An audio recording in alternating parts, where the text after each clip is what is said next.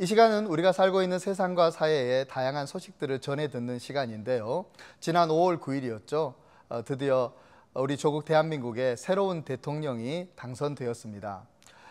전직 대통령 탄핵 이후에 조속하게 치러진 대선인 만큼 급격하기도 했고 또 긴박하기도 하고 또 치열한 대선이 아니었나 생각이 드는데요.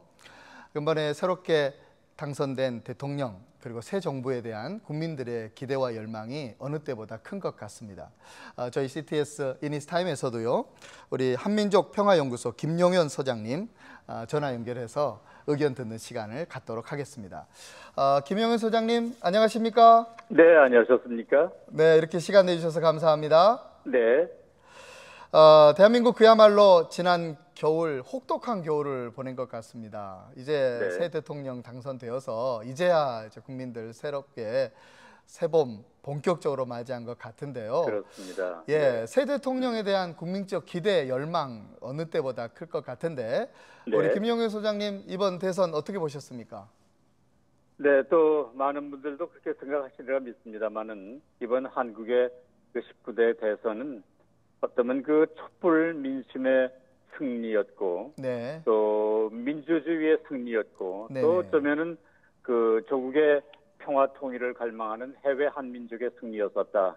저는 그렇게 보고 있습니다. 아, 네. 그 예, 지난 예. 5월 10일자 워싱턴 포스트지에는 이런 기사가 실렸는데요. 예. 그 세계적으로 자유민주주의가 좀먹고 있는 상황에서 네. 한국에서는 아직도 민중의 힘이 살아있다는 것을 보여준 좋은 사례라고 호평을 했습니다. 네네. 국민들이 더 이상 이제는 정치에 무관심했어도 또 감시를 게을리 했어도 안 된다 하는 어떤 그런 자성하는 계기가 생긴 것이라고 생각이 됩니다. 네, 알겠습니다. 그래서 네네. 어쩌면 새옹지마, 그 새옹지마라는 뜻을 새겨보게 됩니다만 예. 문재인 정부는 문재인 대통령은 바로 이런 국민의 소망을 안고 탄생한 정부라고 생각이 됩니다. 네. 그래서 네네. 그 문재인 대통령, 문재인 정부는 제3기 민주정부의 탄생은 역사의 승리였고 어쩌면 제2의 6월 항쟁이라고 할 수 있는 그런 참 뜻깊은 민주주의의 승리라고 기억을 하고 있습니다. 네, 이렇게 보고 계시군요.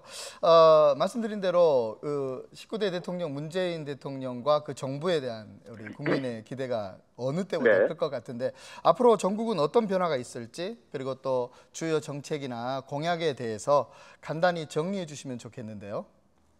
네, 그 선거 과정 중에 있었던 그 약속들, 공약을 보면 대체로 그 후보가 어떻게 이제 정치를 해나갈 것인가 하는 것을 이제 우리가 볼 수가 있는데, 네. 그 지난 10일 국회 로텐도홀에서 있던 그 간략한 취임식이 있지 않았습니까? 예. 거기에서 했던 그 취임 연설에 대체로 공약이 그 압축되어 있다고 볼 수가 있습니다. 네네. 그 취임 연설에서 문재인 대통령은 네. 우리가 한 번도 경험하지 못한 나라, 네. 통합과 공존의 새로운 세상을 열어가겠다 이런 말을 했습니다. 네네. 통합과 공존의 새로운 세상.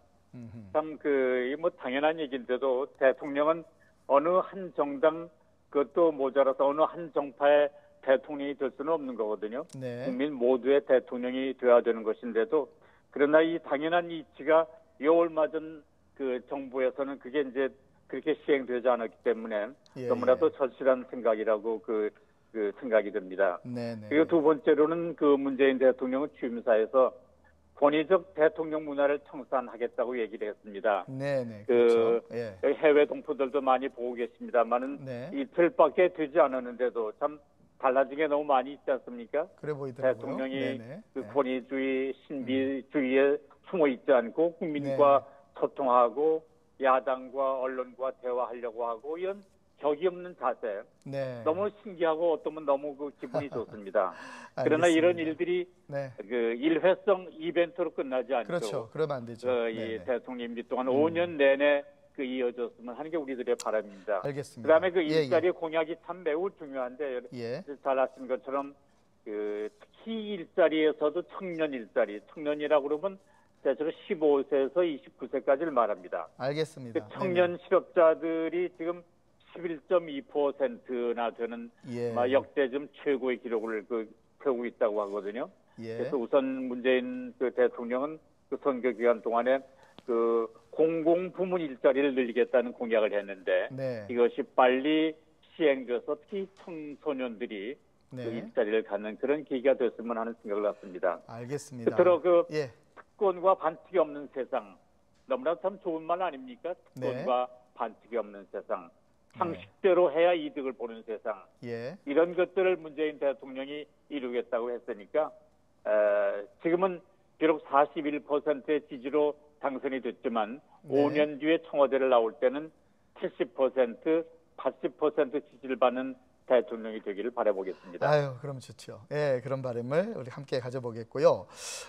우리 이번 공약 중에 기독교 관련된 네. 공약도 있는 걸로 알고 그렇죠. 있는데 네. 어떤 것들이 있고요. 또 이 공약들이 실행될 때 어떤 변화가 예상되는지도 한번 짚어주시기를 바라겠습니다. 네, 기독교에서는 그 아시는 것처럼 이번에 기독교 공공정책협의회를 중심으로 해서 예. 그 교계가 원하는 내용을 만들어서 각 당 후보들에게 그 전달하고 설명을 듣는 기회가 있었습니다. 네. 그 중에서 특별히 동성애 문제, 그 기독교에서 첨예하게 생각하는 동성애 문제를 옹호하는 법안을 만들지 말아달라. 네, 그리고 네, 그렇죠. 이슬람교의 침투를 경계하도록 같이 노력을 해다오. 이런 주장이 많았었는데 네. 여기 대해서 그 민주당의 그 문재인 후보를 대표해서 김진표 의원은 그 민주당은 기독교가 그 중시하는 생명 존중 운동을 비롯해서 출산, 장려, 자살 예방, 낙태 방지에 적극 협력하겠다. 네. 그리고 동성애자 문제는 동성애자에 대한 불합리한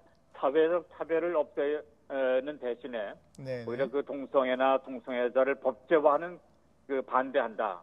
그런 네. 기독교 주장에 공감한다. 그런 내용을 그 얘기했기 때문에 아마 그렇죠. 그렇게 예. 될 것으로 생각을 합니다.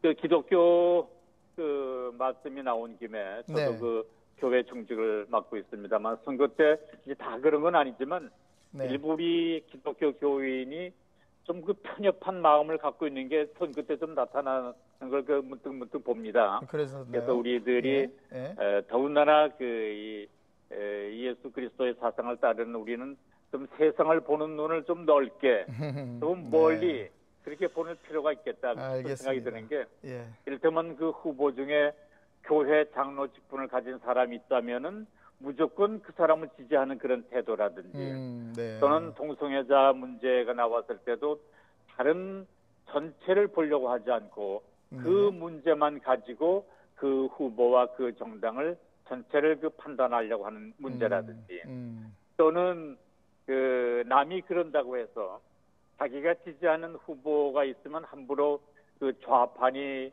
빨갱이니 하는 그런 덫을 씌우는 것. 네. 그런 것은 우리 그리스도인의 그 정신이 아니라고 생각이 됩니다. 알겠습니다. 그래서 네. 이 분단 시대가 낳은 참 불행한 일인데 그렇죠. 이런 남북 갈등 그 반공 그런 논리에서 벗어나서 우리들 네. 모두가 민족이 싸우지 않고 함께 살아가는 그런 길에 나서야 할 것이라고 생각이 됩니다. 알겠습니다. 지금 우리 문재인 대통령에게 있어서 가장 시급한 과제 중 하나가 한미 관계를 어떻게 풀어갈 것인가라고 볼 수 있겠는데요. 여기 대해서 어떻게 전망하고 계시는지, 그렇습니다. 또 재미동표를 대표해서도 한 말씀, 또 문재인 대통령에게 하고 싶은 말씀이 있으면 한 말씀 좀 짧게 부탁드리겠습니다. 그렇습니다. 이 국정 공백이 거의 7개월 동안 진행되는 동안 국내 문제도 그렇지만 외교 안보 문제가 산더미처럼 쌓여 있었거든요. 특히 한미 간 문제도 그렇고. 네. 잘 아시는 것처럼 올해는 한국과 미국이 수교한 지 135주년 그리고 동맹 관계를 수립한 지는 64주년이 되는 해입니다. 예. 그동안 그 미국은 우리한테 많은 희생자를 내면서 한국 전쟁에 참전해줬고, 그랬죠. 또 어쨌든 작은 평화가 유지될 수 있는 지렛대 역할을 해줬고, 그랬죠. 또 경제적 지원으로 70년대 이후 우리 한국이 빠른 성장을 할 수 있었던 것도 사실입니다. 그렇죠. 네. 그런데 오랜 이렇게 군사적 동맹을 유지해오는 사이에 자칫 그런 우리 독립국가로서의 자주권 행사에 제약을 받은 일은 없었던가. 네. 그런 점도 우리가 돌이켜볼 만한 일인데 네. 다행히 엊그저께 바로 트럼프 대통령과 통화를 했습니다. 그래서 그렇죠. 예. 한미 간 이견이 있는 것을 우리가 해소하고 예. 그리고 한미 동맹은 굳건한 우리의 신뢰입니다. 한국의 네. 신뢰입니다. 아주 바람직한 일이죠. 확인하고 네. 그 빠른 시일 내에 아마 6월쯤 될 거라고 생각을 합니다만 6월 중에 이 트럼프 대통령과 이제 이 만나서 네. 한미 간 현안의 문제에 대해서 서로 이견을 좁히고 예, 예. 또 그 트럼프 대통령을 이 통해서 이 북핵 문제를 우리가 주도적으로 해결해 나가는 네. 그런 문제도 같이 머리를 맞대고 해결함으로 해서 우리가 지금 당면하고 있는 북핵 문제, 안보 문제도 해결해 나갈 것으로 생각을 하고 있습니다. 예, 알겠습니다. 예, 우리 끝으로 우리 한민족 평화연구소를 이끌고 계시는 우리 김영현 소장님, 올해 어떤 계획을 갖고 있는지, 그리고 우리 재미동포들에게 당부의 말씀 하고 싶은 거 있으면 한 말씀 해주시기를 바라겠습니다. 네, 우리 해외 동포가 갖고 있는 큰 염원 중에 꿈에도 소원은 통일, 그런 우리의 갈망을 갖고 있지 않습니까? 네, 그래서 그 남북 문제 해결에서 특히 북핵 문제 해결이 가장 시급한 문제인데 예, 예. 북한의 그런 이 북핵 문제 해결에서는 단계적인 핵의 동결 내지 포기의 길을 걸어야 하고 미국은 북한의 안전과 국제적 진출을 보장해 줘야 한다.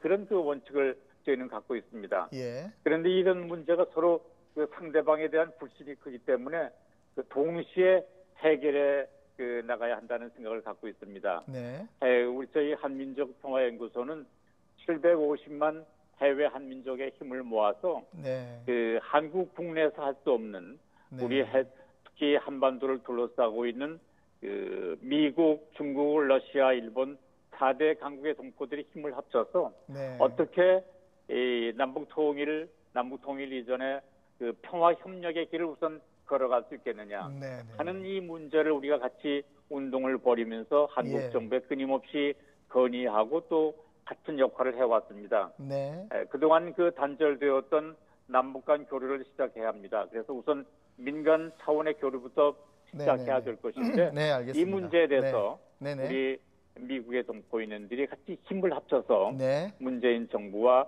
이 문제를 협력해 나가기를 원합니다. 네, 알겠습니다. 감사합니다. 이렇게 귀한 시간 내주셔서 감사하고요. 앞으로도 한민족 평화연구소 활동을 위해서 저희도 같이 기도하고 중보하고 응원하도록 하겠습니다. 감사합니다. 네, 수고하십시오. 네, 지금까지 한민족 평화연구소 김영현 소장님과 함께했습니다.